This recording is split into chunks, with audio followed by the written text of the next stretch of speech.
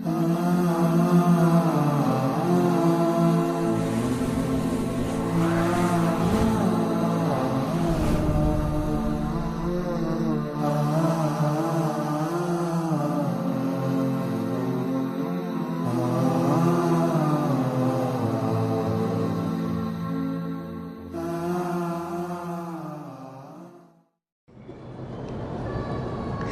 اقبال مرحوم نے لکھا ہے کہ میں ایک دفعہ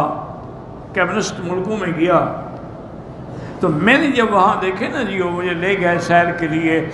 بڑے بڑے پارک تھے تو پھول لے لہا رہے تھے اور درخت سبزہ، اور یہ دیکھ کے میں ہر بات پہ حیران ہوتا، میں کہتا ماشاء اللہ سبحان اللہ، اللہ تیری قدرت ہے۔ تو وہ جو کمیونسٹ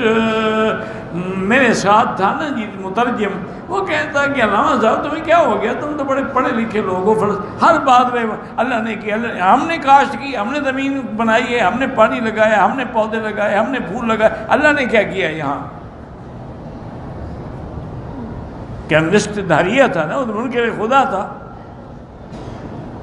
اور نے کہا اب ہر بات کے بعد کہتے ہیں ماشاء اللہ، اللہ کا دیکھو یہ شان، اس میں اللہ نے کیا کیا ہے؟ ہم نے زمین میں ہل چلائے، زمین میں پانی دیا، پھر زمین میں درختوں کے بیج لگائے، پھولوں کے بیج لگائے،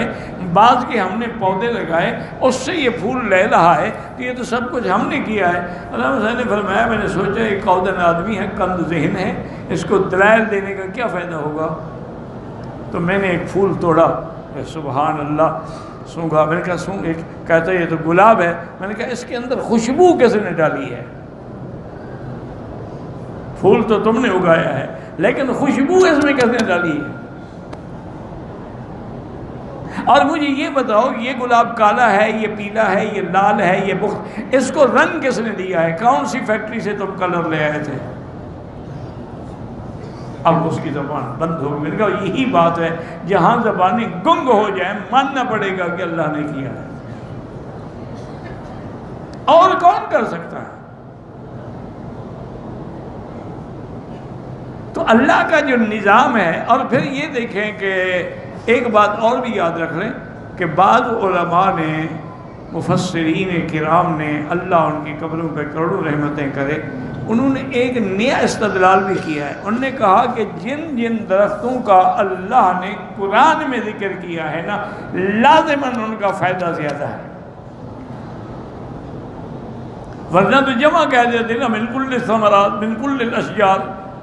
لیکن نام لیا ہے کہ والزیتون والنخیل والاعناب، زیتون اور کھجور اور انگور